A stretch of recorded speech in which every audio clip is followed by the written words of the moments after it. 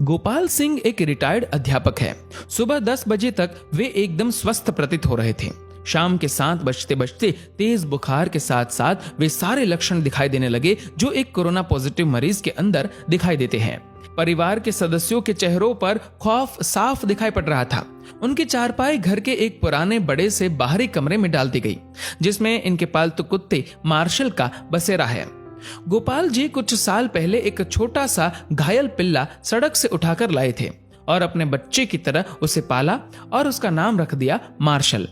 इस कमरे में अब गोपाल जी, उनकी चारपाई और उनका प्यारा मार्शल है। दोनों बेटों बहुओं ने दूरी बना ली और बच्चों को भी पास ना जाने के निर्देश दे दिए गए। सरकार द्वारा जारी किए गए नंबर पर फोन करके सूचना दे दी गई। खबर मोहल्ले भर में फैल चुकी थी, लेकिन मिलने कोई नहीं आया।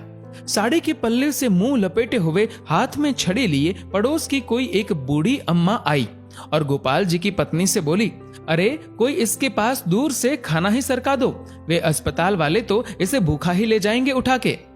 अब प्रश्न ये था कि उनको खाना देने के लिए कौन जाए। बहुओं ने खाना अपनी सास को पकड़ा दिया। अब गोपाल जी की पत्नी के हाथ थाली पकड़ते ही कांपने लगे, पैर मानो खूंटे से बांध दिए गए हो। इतना देखकर वह पड़ोसन बोली, अरे तेरा तो पति है, तू भी किन ख्यालों में पड़ी है? मुंह बांध के चली जा और दूर से थाली सरका दे, वो अपने आप उठाकर खा लेगा। सारा वार्तालाप गोपाल जी चुपचाप सुन रहे थे। उनकी आंखें नम थी और कांपते होठों से उन्होंने कहा कि कोई मेरे पास ना आए तो बेहतर है, मुझे भूख भी नहीं है। इसी बीच एम्बुलेंस आ जाती है और गोपाल जी को एम्बुलेंस में बैठने के लिए बोला जाता है। गोपाल जी घर के दरवाजे पर आकर एक बार पलटकर अपने घर की तरफ देखते हैं। पोती पोते पहली मंजिल की खिड़की से मास्क लगाए दादा को निहारते हुए और उन बच्चों के पीछे सर पर पल्लू ओढ़े उनकी दोनों बहुएं दिखाई पड़ती है। घर के दरवाजे से हटकर बरामदे पर दोनों बेटे काफी दूर अपनी मां के साथ खड़े थे। विचारों का तूफान गोपाल जी के अंदर उमड़ रहा था। उनकी पोती ने उनकी तरफ हाथ हिलाते हुए टाटा एवं बाय बाय कहा। एक क्षण को उन्हें लगा कि जैसे जिंदगी ने अलविदा कह दिया हो। गोपाल जी की आंखें लबलबा उठी। उन्होंने झुककर अपने घर की दहलीज को चूमा और एम्बुलेंस में जाकर बैठ गए।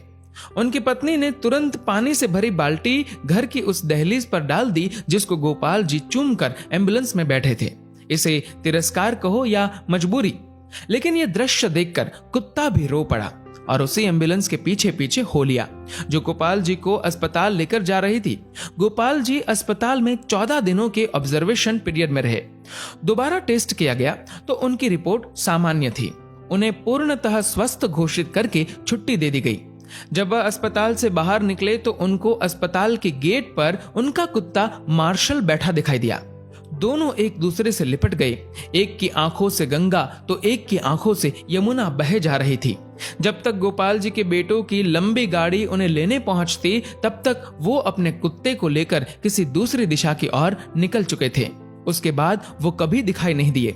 आज उनके फोटो के साथ उनकी गुमशुदगी की खबर छपी है। अखबार में लिखा है कि सूचना देने वाले को 40,000 का इनाम दिया जाएगा। 40,000। हाँ, पढ़कर ध्यान आया कि इतनी ही तो मासिक पेंशन आती थी उनकी, जिसको वो परिवार के ऊपर हंसते हंसते उड़ा दिया करते थे। एक बार आप गोपाल जी की जगह पर स्वयं को रखकर देखो। कल्पना करो कि इस कहानी में गोपाल जी का किरदार आप हो। आपका सारा अहंकार और सब मोह माया खत्म हो जाएगी। हे कोरोना, तू पूरी दुनिया में मौत का तांडव कर रहा है, पर सचमुच में तूने जीवन का सार समझा दिया है।